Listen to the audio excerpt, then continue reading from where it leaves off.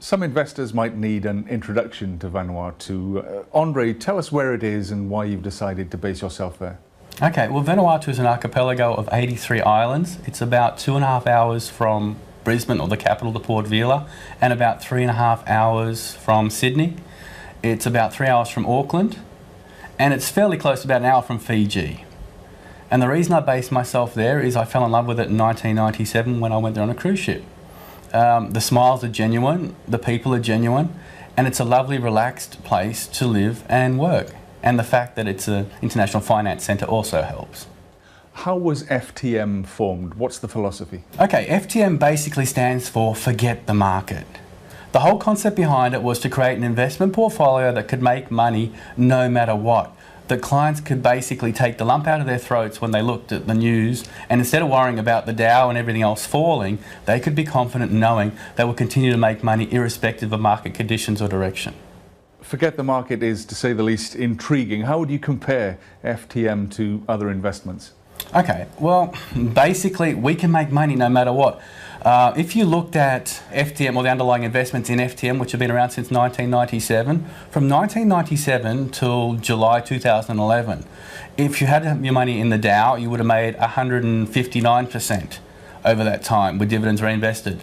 The S&P 500, 125 or 124% over that time. FTM would have made 472% during that time, while keeping the majority of the portfolio capital secured. Your investments are based on the benefits of medical receivables. Now, what are medical receivables? How does it work? Okay, medical accounts receivables. Imagine that somebody has a car accident and they need surgery.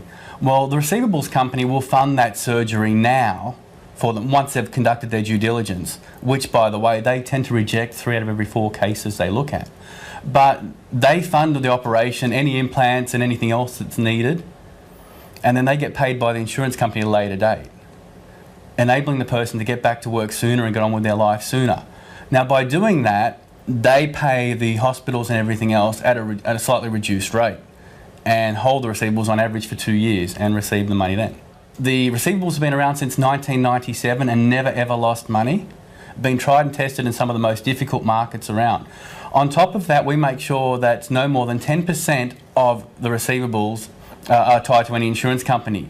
And we have basically, for every dollar invested, $3 worth of receivables. So technically, we could have 64% of the portfolio fail and still return the capital to investors, which is something that no other funds, I believe, can do at the moment. Besides which, we've tested it and modelled it on a Dow falling to 2,000 and still being able to produce consistent returns. George, turning to you, you're Commissioner of the Vanuatu Financial Services Commission. What is your role? My role as Commissioner is to ensure that the financial services industry is internationally recognized as a reputable and a commercially attractive finance center.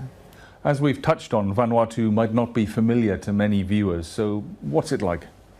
Well, Vanuatu is a tropical paradise, nice sandy beaches, friendly people. And speaking of friendly people, the finance center was established in 1971, so we have 40 years of experience in the business. We have expertise in that area. So yes, Vanuatu is not only a special place to live in, but also to do business in. It certainly sounds like a special place, but what's the hard business case for basing your proposition in Vanuatu?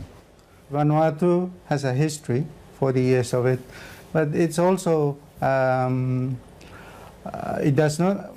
is no direct taxation in Vanuatu. Income, no capital gains tax, no tax on wealth, no inheritance tax. So business costs are lower. So we have the case of lower cost, expertise in the field. We are also on the white list of OECD.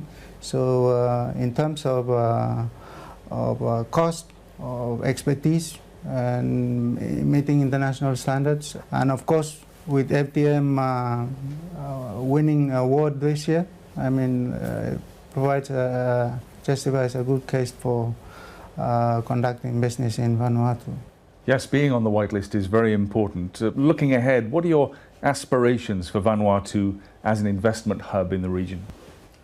I think Vanuatu sees itself as the next Hong Kong, maybe. Traditionally we've been doing business, most of our business out of Australia and New Zealand. We will now be focusing on China, as China is the second biggest economy in the world, is growing in double-digit figures. We have just opened a Hong Kong office, and we see great potential in getting business out of China. George Andrews, Andre Dobozy, thank you very much. Thank you. Thank you.